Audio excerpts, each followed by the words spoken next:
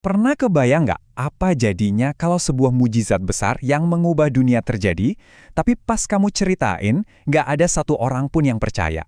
Hari ini, kita bakal bedah sebuah kisah yang luar biasa banget tentang kesaksian yang berhadapan langsung dengan, ya, tembok ketidakpercayaan.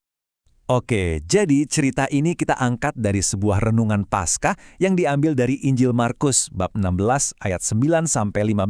Nah, teks inilah yang akan jadi panduan kita buat mengungkap drama di balik salah satu peristiwa paling penting dalam sejarah. Coba bayangin deh posisinya. Kamu baru aja menyaksikan sesuatu yang bener-bener mengubah segalanya.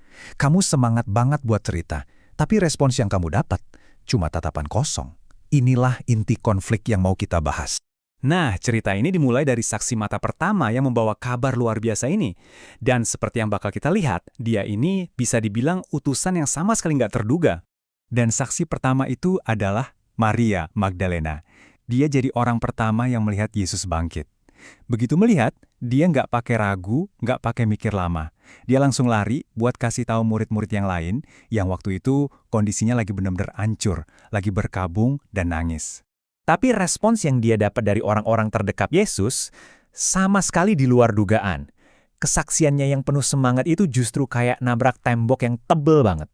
Dan ini bukan cuma penolakan sekali loh, ini udah jadi pola. Pertama, mereka nggak percaya sama Maria Magdalena. Terus ada lagi dua pengikut lain yang datang dengan cerita yang persis sama. Hasilnya, sama aja. Mereka tetap nggak percaya. Tembok ketidakpercayaan mereka ini kayaknya benar-benar kokoh. Coba kita lihat deh perbedaannya, kontras banget kan? Di satu sisi ada Maria yang melihat, langsung percaya, dan langsung bertindak. Di sisi lain, ada para murid. Mereka mendengar kebenaran yang sama persis, tapi mereka malah memilih untuk tetap terkurung dalam ketakutan dan kesedihan mereka. Jadi, pertanyaannya, gimana caranya tembok setebal ini bisa runtuh? Nah, jawabannya adalah karena ada intervensi langsung. Disinilah puncaknya. Yesus nggak lagi mengirim utusan, tapi dia datang sendiri. Dan coba lihat di mana dia menemukan mereka. Bukan lagi berdoa atau berharap, tapi lagi ngumpet ketakutan. Kumpul di sekitar meja makan. Coba perhatikan deh pilihan katanya di sini. Ini bukan teguran yang lembut loh. Sumbernya bilang dia mencela mereka. Karena apa? Karena ketidakpercayaan dan kedegilan hati. Dia benar-benar menyoroti betapa keras kepalanya mereka karena nggak mau percaya sama kesaksian teman-teman mereka sendiri. Tapi, jangan kira konfrontasi ini jadi akhir cerita. Justru sebaliknya, ini adalah titik awal yang baru. Sebuah panggilan untuk bertindak. Dan inilah perintahnya, sebuah perintah yang mengubah segalanya. Dari yang tadinya sembunyi di ruangan penuh takut, sekarang mereka diberi misi yang skalanya seluruh dunia. Perubahannya drastis banget.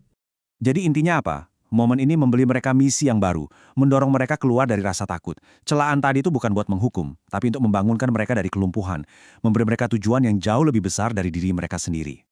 Oke, sekarang mari kita coba tarik cerita kuno ini ke kehidupan kita sekarang. Apa sih relevansinya buat kita hari ini? Nah, renungan ini seolah-olah melempar pertanyaan yang sama ke kita. Sama seperti para murid yang harus berhadapan dengan ketakutan mereka, kita juga ditantang. Apakah kita cukup berani buat menghadapi tantangan-tantangan dalam hidup kita?